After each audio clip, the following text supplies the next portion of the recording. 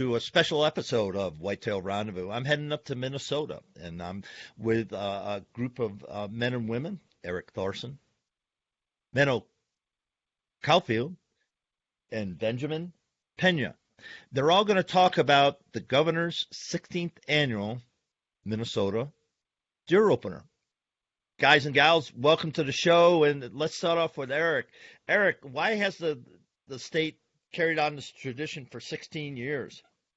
Because it's a great event here in the state of Minnesota. The firearms deer opener attracts hundreds of thousands of Minnesotans participate each year. So we have nearly 500,000 deer hunters in the state, and have been having an annual deer season since 1970. That was about the last time the state season was closed down. So we've had a pretty healthy deer population and strong deer hunting tradition for a long time here in Minnesota. So just a celebration of that opening weekend of deer season here in Minnesota. Now, Meadow, I think you were up at Grand Rapids last year. What can a person expect if they head up to Hinckley? Well, it's a big celebration of deer hunting in Minnesota. It's a really important part of Minnesota culture and the outdoors. And if you show up, there's a good chance you have opportunity to learn a lot of new skills or maybe polish up on some of your skills. Last year they had a butchering demonstration. There were a lot of equipment demos. There were also conservation officers on site with the Wall of Shame trailer to answer questions and also discuss stories of previous violations. They usually have a group photo, a nice banquet. There's celebrities on site as far as the state or um, elsewise goes in regards to the outdoor industry as well as politicians. It's a good experience. There's a lot of folks there ready and willing to celebrate the opener of deer season. In the deer hunting tradition, I think of Michigan, I think of Wisconsin, I think of Minnesota. It's long steeped about heading up north, heading to the cabin. And Ben, what are your memories about your hunting tradition? My memories, well, I grew up with my mother who introduced me to deer hunting. We knew nothing, and we made friends with some good deer friends of ours now out in western Minnesota. And every year we would go out for the opener with a group of them from 6 to 8 people on one farm. It was a good time. And that really made a lasting impression on me. I try and do that with individuals now with the Minnesota Learn to Deer Hunt program. Yeah, you've been on a number of podcasts, and people have talked about your mentorship, and just like to talk a little bit about that because it's so important to recruitment. Why have you dedicated yourself to mentoring new hunters? Well, unfortunately, new hunters we're not able to maintain the new hunters across the country. I don't know the exact numbers, but they're dropping steadily. So I'm just doing my part with the individuals that I'm around and working with through the Minnesota Department of Natural Resources, BHA, a few other local chapters to just invest in our hunting community and give adults and youth the best opportunity to get out into the field that we can offer them. What are some of the things that you share right off the bat with new hunters to keep them safe? Well, the program that I'm heavily involved with, this is our 5th year, is the Minnesota Learn to Deer Hunt for Adults. And part of the program that we curriculum is that we require everyone to go through firearm safety. Same thing that anybody, children go through, youths, adults, we require it all. And then we do a full field day and multiple range day trips. So they're well indoctrinated before they even go to the field. It's a ongoing process. So it's a lot of on your own homework, because in Minnesota, adults can do it online, and that's the majority of the individuals through our program have done it. And we do a hands-on class curriculum and firearms introduction at the range. And it's a one-on-one mentor hunt. So it's just you and the other adult men or women? Well, yeah, for the whole class. So say there's 15 participants in the class that are new hunters. We call them 101. hunters, there's 15 mentors that go out. So it's a one-on-one hunter mentor during the actual hunt, and then participation in the classes is taught mainly by a DNR lead. James Brenham is the lead now for this program, and the adult mentors like myself that have been involved heavily, we participate as well. And by the way, Ben, thank you for being a first responder and going out in freezing temperatures during the summer. I know it's hot and stuff, but below zero, sub-zero weathers as a firefighter, thank you for that. Oh, thank you. Menno, when you're looking at women in the outdoors, how do you help them get comfortable in talking about hunting and then actually going afield? Well, they've got to show interest on their own. It certainly has to be something that comes from within. They can't be pushed by somebody. Maybe if they don't have an interest, it's not really worth pushing them because you could make people uncomfortable, anyone uncomfortable, much less just women.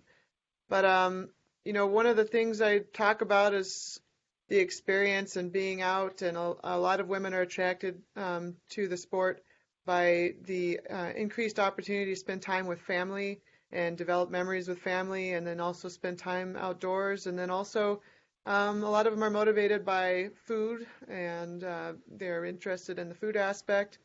But as far as getting them to go actually out in the field, programs like Ben's, or the ones that Ben's involved with, these multiple course and sequence programs that develop competency and then also develop a social support aspect, gives them more confidence to the point where they will feel comfortable and confident in their mentor and their ability to go out in the field and eventually by themselves. And so there's that. It's tough to find somebody that is interested in learning. I don't know why. Sometimes it's maybe a personal thing where they're afraid to either ask, or when you ask them, they're uncomfortable. You have to have a personal relationship with them.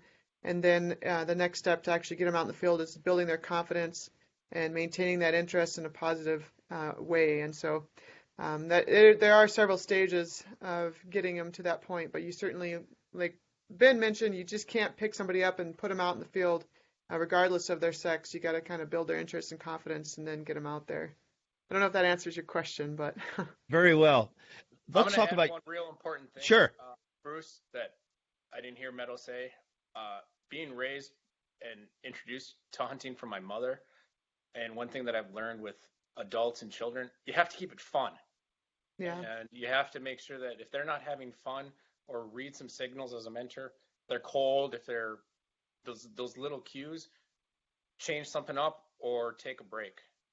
Yep. You can't do I'm going to sit out here for 18 hours and freeze, and I can't move or talk. That just doesn't work anymore.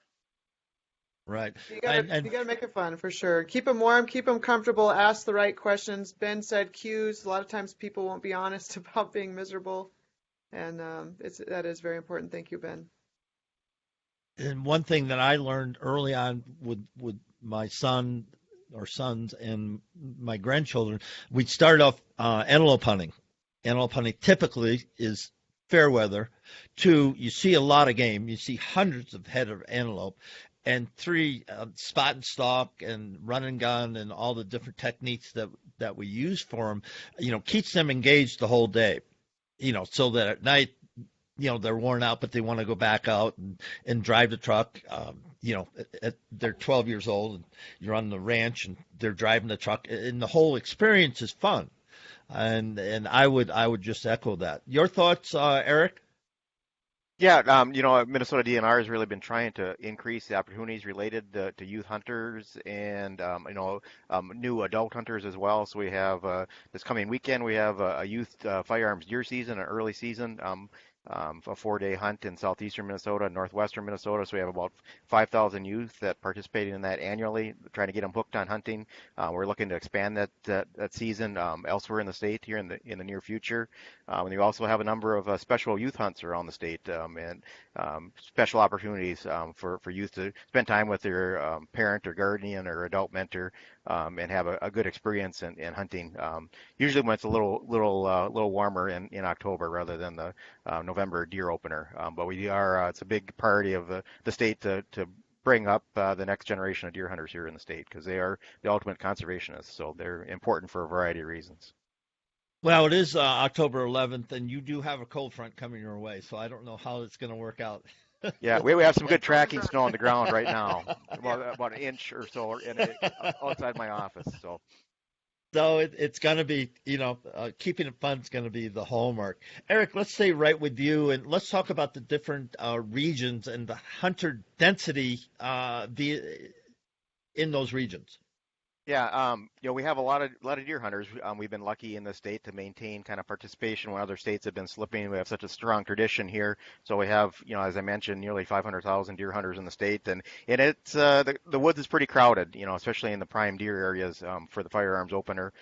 We have upwards of 12 deer hunters per square mile in a lot of permit areas in the prime areas. But if you are willing to hunt during the week or the second weekend or go archery hunting or muzzleloader hunting, there's much less pressure during those seasons, and encourage people to take advantage of and spend more days in the field and maybe try a different weapon. So there are some great opportunities, but we do have a lot of hunters in the state, and you will see a lot of orange, especially on the opening weekend.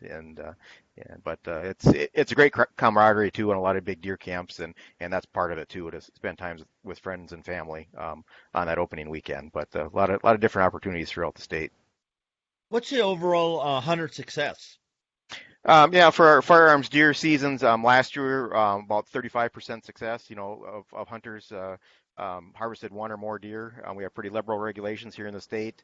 Bow hunters were upwards of 20% success, and muzzleloader hunters were just a bit below that. It's generally late season, cold, snowy conditions, so it's a little and tough. And deer have been hunted for a few months already, so a little bit more skittish and don't move quite as much. So, but really good success, and we do have a growing deer population here in the state, and pretty healthy statewide. So lots of good opportunities, and hunters can expect to see deer, and we do have a pretty liberal season this year too. So will be able to pull the trigger when they do see a deer as well. You said your population is trending upwards. What's your, best guess or census of the Minnesota deer herd? We generate population estimates based on individual deer permit areas across the state, and we have about 130 of those, and it varies widely. I think statewide we're right around 1 million animals or so, but we manage on a much smaller scale, and the population has trended upwards, especially in the northern half of the state. Since we had hard back-to-back winters in 2013 and 14, which has a significant effect on the deer population, and so our populations have been growing since then in northern Minnesota. Meta, where do you like to hunt in Minnesota? Well, I'm in northern Minnesota, and I don't really have opportunities to travel south, which, obviously our success rate probably would increase down there, but I hunt somewhere different every year. I know people that have sat in the same tree for 20 years, but I've hunted all over northern Minnesota in several different units, and I usually find somewhere extremely ambitious to sit or take my climber into, and I've been lucky here and there, but I really don't have a single spot that I've gone back to, just because I like to experience different areas, and I'm just kind of a wanderluster like that. But I do like hunting around the Grand Rapids area, especially north of Grand Rapids. It's really pretty there. The deer densities aren't as high, but there's still a good chance for success, and so I do like to hunt in the Grand Rapids area. One of these days, I've got a bucket list to hunt out of the Boundary Waters.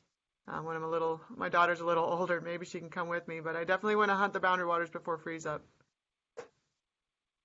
That is ambitious. I hunted moose there, so we killed a moose out of a canoe. I think I can do a deer. Heck yeah! If you took a moose out of there, and folks, Yeah. just look at a map and look how huge that piece of property is. I don't know how to explain it, but it's wild. It's wild country, accessible, and by If you see canoe. one, it might be a good one, because I've seen some pretty good bucks there while scouting for moose. Ben, your thoughts about where you like to hunt? I enjoy hunting all over. I've over my hunting career, I've had a chance to hunt pretty much all corners of the state, and I just patchwork it. I usually do As an adult, I've usually done opener just south of Grand Rapids in public land. And then I just move all about. I can hunt 15, 20 minutes out of the cities here, or I can drive 6 hours. So, Now, have you ever hunted down along the Mississippi River yes, I've in hunted. the Twin Cities zone or whatever they call it? We have a 601 zone, and I've hunted down by Hastings, and then just south of one of our suburbs, but it's not along the river. So, Because I've seen, when I used to work, when I fly in, fly out, I used to see deer, from the airplane, you know, and I'd look down and go, oh, it's got to be great, deer hunting there because, it's tricky hunting suburban deer. There's no question about it. But it looked like fun, and you get down some of those marshes, and there's got to be big bucks on there. yep. But not everything's about antlers. We have a real good program in the 601 area and a few other regions that it's unlimited doe, and they're trying to use that as a method of maintaining the deer population as well. And it also allows better opportunity for harvest. Point well taken. And because you teach people how to break down their deer and process it and then enjoy a fine meal. I try to. I'm not an expert, but I've learned over the years that processing at a commercial facility can be expensive. Doing it at home can be kind of expensive too once you get all the equipment. But it's enjoyable, and you get the meat the way that you want it. So It's part of the experience. It's almost part of the tradition for me, and I imagine for Ben too. It's kind of I very rarely ever have a deer process, and they're usually not my deer, but it's just a part of the process or the experience for me to hang and age and butcher your own animal. I don't know if it is for Ben, but to me, it's just part of the experience. I Yep, enjoy it. It is for me as well. Love doing that. And folks, if you haven't jumped into doing that, because it is the easiest thing is to take it to a processor and get the money. But I can remember when I first started hunting in Wisconsin, and we would hunt in the morning. We'd get some deer, we'd hang them up, and then in the evening there'd be a big meal and stuff. But basically, what the men were doing and the experienced hunters were doing, they were breaking it down because we were feeding a number of families. And I was a gopher, but I just watched them, and they had all the tools and everything, and they just broke it down and put it in bins, and then put it in the cold storage, and and we were feeding people, and it went from field to plate really, really, really quickly, and that's part of the hunting tradition. And so I would just encourage everybody, your next year, process it yourself, and you can get enough tools to do that relatively inexpensive, and then just take simple recipes and go for it. Ben, your thoughts? I think it's really important to know how to process your own animal because it completes the circle. Taking the time to learn the proper methods to get out into the field and the proper methods of providing a meal from what you harvested and the giving the thanks, and you will probably end up teaching people in the process of every aspect of that, and it rounds it out. It's a very personal thing. Go ahead. And it's also a pretty important skill for a modern deer hunter as well, especially if they're traveling to different states, to be able to process a deer, either quarter it or bone it out, just to meet the carcass import restrictions related to disease, Yes. especially concerns with chronic wasting disease. I know we just have a video you posted on our website about quartering deer for hunters, so they're not transporting carcasses and potentially spreading disease around the country or within the state. So it's an important skill for all hunters to master. And on that note, it also it makes it cleaner and gives hunters a better image. So if you're traveling across the state or across the country, you don't have a big carcass hanging out where people might get upset by that or turned off. You can fit one or two deer in a modern size cooler, no problem. You save space in a vehicle, maybe travel in a smaller vehicle, make it more efficient. Not that I do that. I do all the processing that I can. I do have a larger vehicle, but um, it just gives us a better image when you're flying across the country or traveling. Menno, you had a good post from Shane Mahoney about taking pictures on your Facebook page. You want to address that, please? Well, I won't go into too much detail about some of the images I've seen this year, but they're ones that I find highly concerning in regards to the way the animal is portrayed, or the way that, maybe the animal is not necessarily cleanly killed and then it's shown.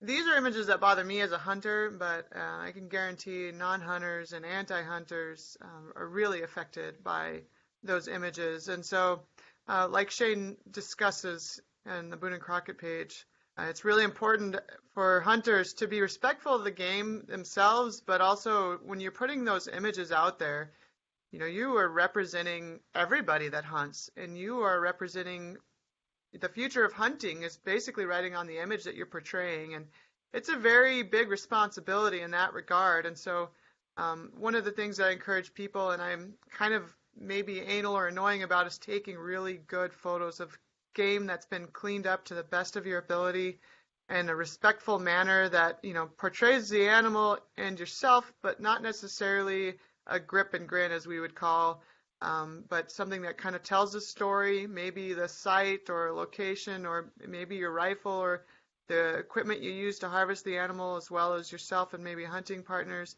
but not making it all about the kill, not making it all about the grip and grin and the bloody photos. Those are really quite detrimental. And, they've always been there, but now that we have social media and the internet, and those images are permanent. They are out there forever, and anybody can grab them and save them, whether it's a screenshot or whatever. Those photos, if you put something like that out there, it really is damaging to our images as hunters and, basically the future of hunting. I grew up in California. I was there when Prop 97 went through, when mountain lion hunting was banned. And I remember watching the video footage of a lion being killed in a poor manner, and how that footage was used basically as ammunition towards the elimination of lion hunting in California, because it was very emotional. And it touched on those emotional strings of people, and that emotion was what got them out to vote. And it can happen to any game species. If hunters continue to portray a negative image, whether they mean to or not, is not good for any of us. And certainly it just takes a little extra thought to take a good photo if you're going to share it with the world. And I highly encourage that. And it can be done. I guarantee it.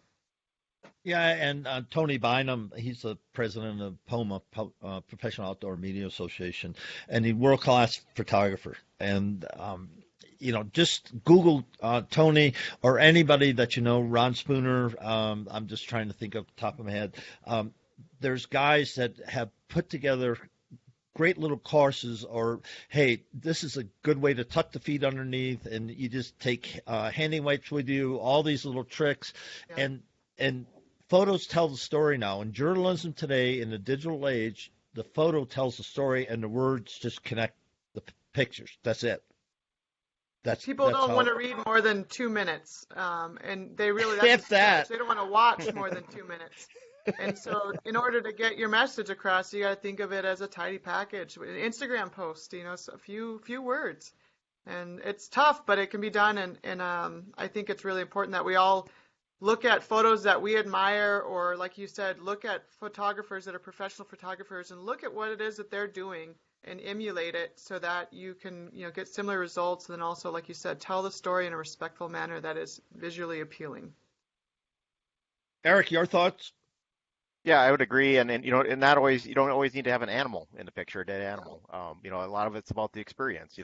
Show, like my son, I had him on a mentored deer hunt last year. He's sitting in the stand and he's reading a book while he's waiting. So some neat photos like that, or something about the experience. So people, we as hunters understand it's more than just about harvesting an animal. It's about the whole experience and the camaraderie and being outdoors. So kind of tell the story and talk about the broader experience and take photos of your time outdoors.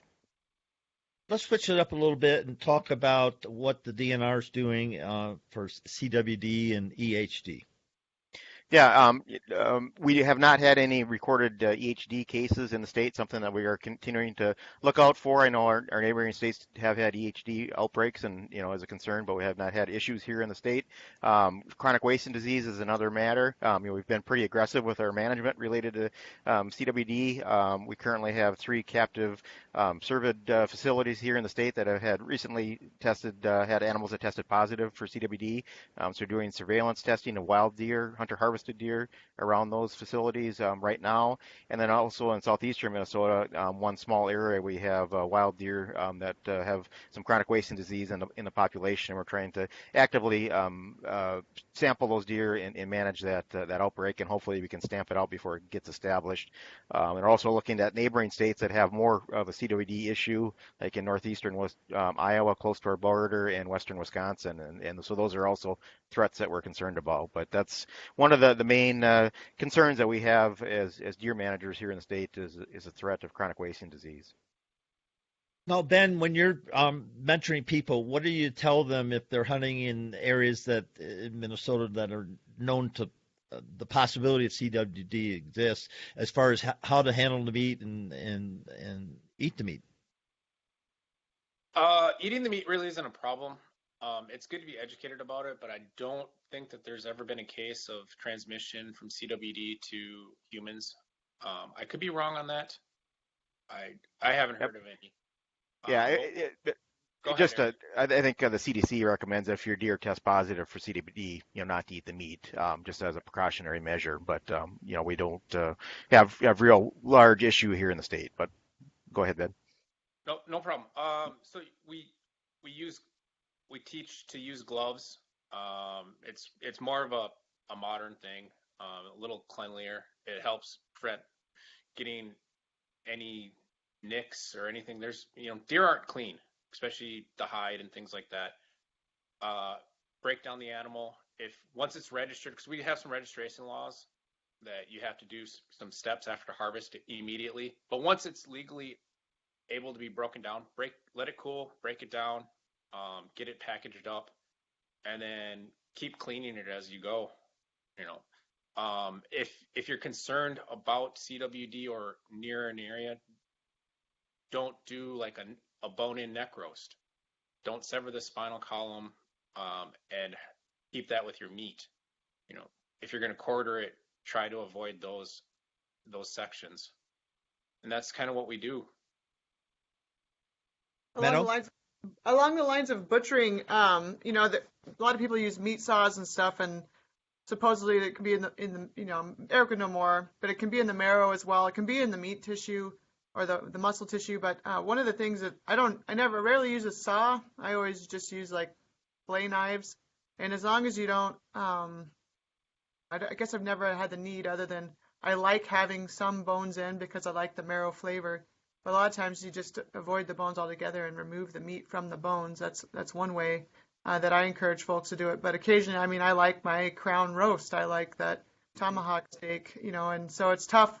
But certainly, like they said, its highest concentration are in lymph nodes and the spinal column and the brain. And so one of the things that everybody should know is just to avoid severing that spinal column and allowing that fluid to contact your meat.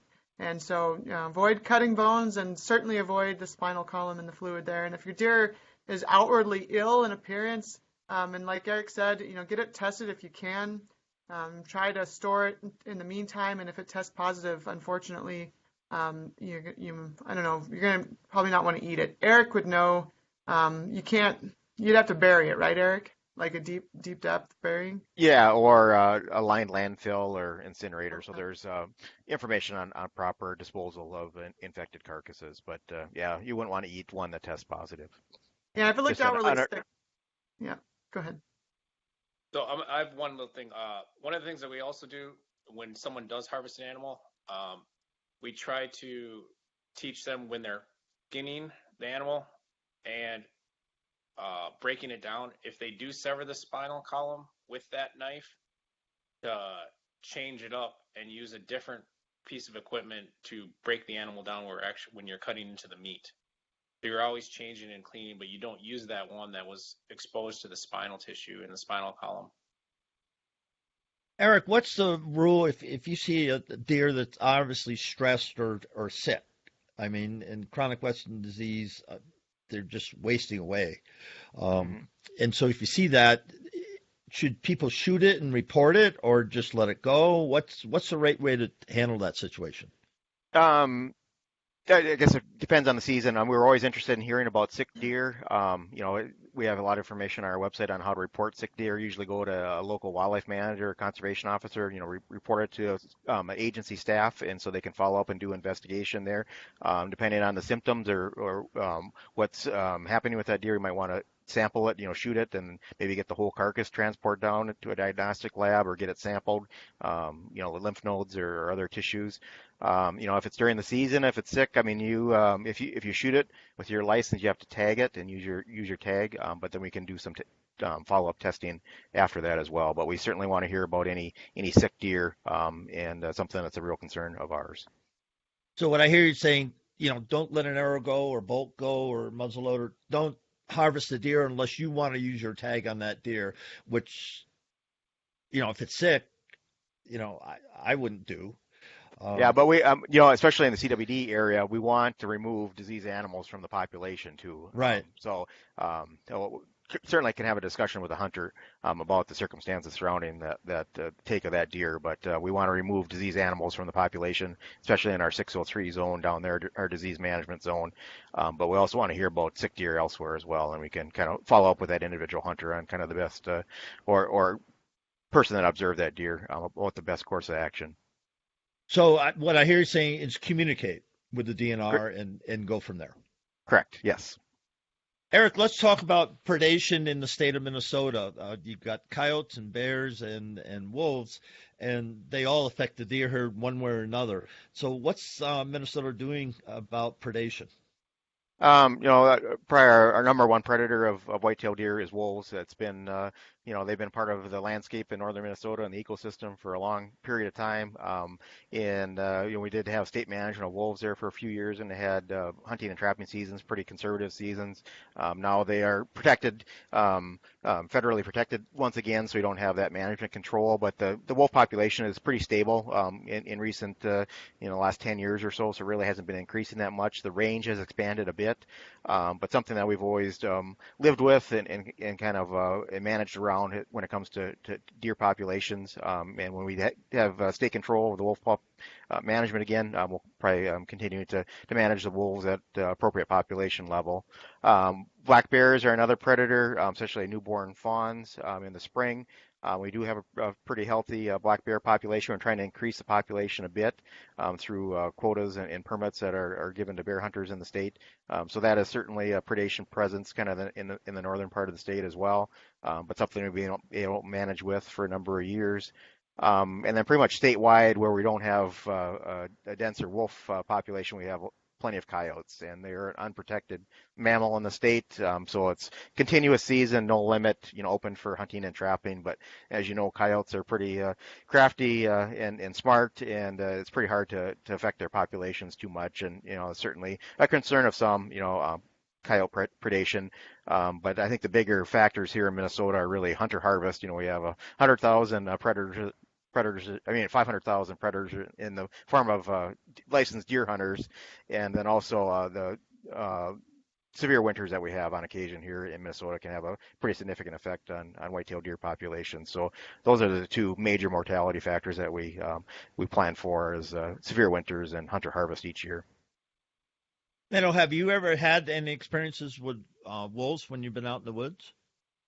Yeah, I actually participated in 2 of the 3 years for the wolf hunt and trapping season, and I was successful during trapping season 1 year. And so that's kind of, where I used to live up by Big Fork, and they were on the driveway every 5 to 6 days. It's kind of when they move through, and they're there always. And I've never had a negative interaction with dogs. I do have gun dogs, but I'm pretty, use common sense and keep the dogs within hearing and yelling distance when I'm hunting them. And outside of that, I see them occasionally during deer season. I know, usually at least one person in our camp sees a wolf during deer season. And they're there, and like I mentioned earlier, they've always been here in northern Minnesota. They've never disappeared or were extirpated from our state, and I think people in northern Minnesota are quite tolerant of them. And my personal experience, they haven't been an issue, and I've just use common sense and be aware of the risks associated with them when you're running dogs. But yeah, I mean, certainly I'm pro management, and I really look forward to the day that the state can manage them again when they're outside of the federal protection. And I think our state's fully capable of it. And that was my primary contact and experience with wolves was that trapping and hunting season. And you love hunting upland game, Yes, and so what kind of dogs do you run? I have Deutsch, Drahthaars, and English Setter. And so, those dogs are the Drahthaars are pretty substantially sized dogs, but they certainly would have issue. I've yet to have a bad encounter with wolves with dogs on the ground. I know other folks that have, and wolves will try and kill dogs because they're perceived as competition, just like they kill coyotes. And I haven't had an issue yet. And knock on wood, but I use common sense, and I don't let my dogs range too far. And the few times that they have gotten too far away, I do worry. But again, it's using common sense in the woods. So far, it's done well for me. Ben, your thoughts? They're a part of our natural, I don't know the right term, ecology. So Hmm. I'm entering their terrain. I think it's great to be able to live and hunt in a state that has wolves. I'm not too worried about running into a wolf as far as like safety or anything like that. For me, it's more of a beauty and they're so majestic. I did participate in the the hunt when it was legal. For applying, I didn't get drawn, but I think as long as they're protected, we're kind of stuck. But if the state gets the opportunity to take control again, great. So that's what we need to do. Yeah, my 2 cents on it. Just manage the resource, and wolves are part of that, and they're high. They're the top predator in many states, and outside of man. And I mentioned this on Facebook Live, to be out in the wilderness of the wilds and hear a wolf howl is really truly a beautiful thing. And if you haven't ever experienced that, and you need to, because that tells you the whole ecostructure is healthy. It's a healthy ecostructure because all the predators and all the animals that they prey on and so forth, they're all there. And so that means that there's good things going on in the woods. Non-scientific explanation, but I think it's cool. Eric, let's talk about the whitetail plan for the state of Minnesota to keep your herd stable. In some areas, increasing in other areas. What's the state's plan? Yeah, actually, we just finalized the state's first ever whitetail deer management plan. It's a kind of a statewide strategic plan, so kind of big picture items, kind of on directing how we should use our resources and what kind of activities you should be involved with over the next 10 years. But it's the first time we've developed a plan such as that. In the past, we've always managed deer populations in the smaller deer management area or permit area scale. So we have 130 of those throughout the state of Minnesota, and so this is the first kind of overarching plan that we've had in the state. And one of the things that's components of the plan that's got quite a bit of attention is we have a deer harvest target of 200,000 deer annually, and so we'll try to maintain that or kind of get meet that goal kind of over a 3-year kind of running average. Understanding that deer populations fluctuate with winter weather and other conditions, but that's one of the components that's got a fair amount of attention and might be the only plan in the country that has a deer harvest objective in it. Menno, how's the DNR doing in Minnesota managing the deer herd? Well, they're doing an excellent job, in my opinion. The pendulum swings because the Department of Natural Resources in Minnesota takes into account public interest. And so when they do have a deer planning seasons, basically every couple of years they have a deer plan that they develop, they do take public input. And so Some of those decision-making processes are based off of what the individuals with interest in that particular area want to see. And so, the previous plan, they wanted to reduce the population, the local input did, and now they want it to increase. And so, to some extent, the Department of Natural Resources, there is a pendulum swing in management structure. Every year they change their management. It's adaptive management, which is what you'd expect or hope for under a sound management or game management system. So there is some pendulum swing, but a lot of that has to do with public interest or public input. And so it's not necessarily based strictly off of biological carrying capacity. There is a fair amount of public interest the Department of Natural Resources does. And in a big part that adds to public ownership of the resource. The Department of Natural Resources in Minnesota firmly stands by the fact that they are basically the stewards of the resources for the state citizens. And so it's not necessarily a closed door policy with the Department of Natural Resources here in Minnesota. And so in that regard, I'm a wildlife biologist. I instruct in natural resources sciences here at Itasca Community College. And, my opinion and my previous experience that Minnesota as a state does a very good job. Our Natural Resources Agency is pretty exceptional in a lot of ways. And so I would say I agree with the way they do things. Ben, your thoughts? The DNR does a fabulous job. Everybody has different viewpoints on it. Some are positive, some are not. I hear both sides of it, but myself working with them with a close relationship over the last 5 years in the Learn to Hunt program and paying attention to what our state does versus things that happen in other states, hunting and traveling. I try and pay attention to that. Minnesota does a fabulous job. This last deer plan, they did an excellent. I feel they did an excellent job by incorporating public input and giving the opportunity for the public to address things over the course of this management plan that they've had, working with citizens, groups like Minnesota Deer Hunters Association, maybe some park input, because deer aren't there just to be hunted. They're there to be a part of the park landscape. So when you go to a state park, you can possibly see some deer. There's hunters and non-hunters that put money into it. So it's all of our property, and the DNR is doing a wonderful job with the deer population and all the populations under their control in Minnesota. Eric, you were going to say something? Yeah, I just got to mention that we have population goals for local areas, these deer permit areas, and so that those population goals are set by a stakeholder team with public input. And so our main goal each year is try to design our seasons and bag limits to meet those population goals for that particular local area. So taking in input of the public and trying to balance different people's interests.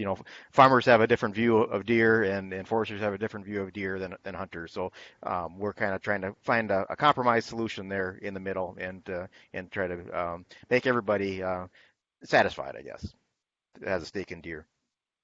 Now, where would a person go to get that information, to get that data? Is there a site?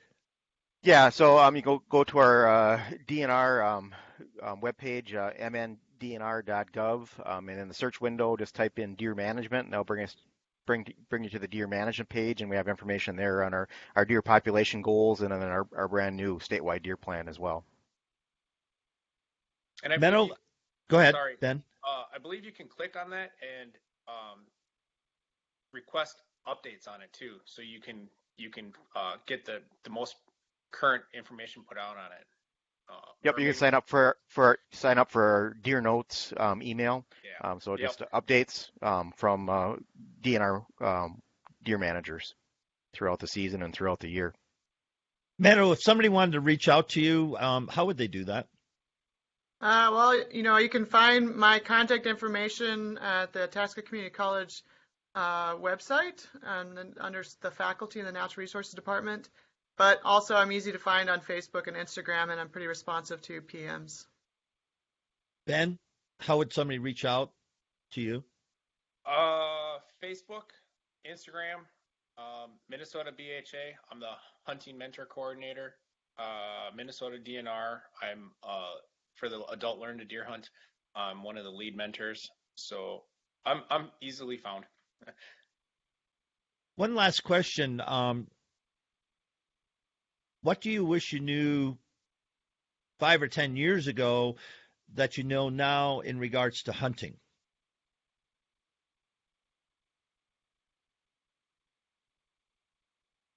I wish I would have started. Go ahead. Go ahead, Meadow. Well, on the a broader scale of things, I wish I would have started putting in for preference points and draws in other states to take full advantage of the amazing resources we have in North America. But that's pretty broad. That's a really good point. That's a great point, because in Colorado, there's some places 21 years just to Yes. get a Unit 2 elk tag. Yes. 21 By then years. you're crippled. No. Just kidding. Just kidding. Oh man. That's a really hard question. I wish I was better at getting back into public access as I do now. 5, 10 years ago, I was still hunting private property, and I've moved. Not that there's anything wrong with private property, but being able to enjoy public access and being willing to put the investment into it when you have so much public land, it lets you see areas that a lot of people don't see in Minnesota and the rest of the country. So. Eric? And I guess for me, just maybe in the past, maybe not getting stuck in a rut and hunting the same places over and over again. It's really fun hunting with new people and new places. So kind of expand your horizons and try out new areas. There's just within the state of Minnesota, there's a huge variety of places to hunt, and there's a lot of deer hunters in the state to partner up with as well, and bring a new hunter out with you. Yeah, the one thing that I've learned over the years is hunting is a journey. It's an experience. It's an adventure. And I wish when I was younger, I didn't make it so much about the hunt and the game and the competition. I was in competition with my buddies when we went out west hunting, and did he get a bigger buck than I got and stuff like that. And that's all part of it, because I'm competitive. But as I learned and as I traveled, and Meadow, and I don't know how much you traveled, Ben or Eric, but I know Meadow has traveled so much.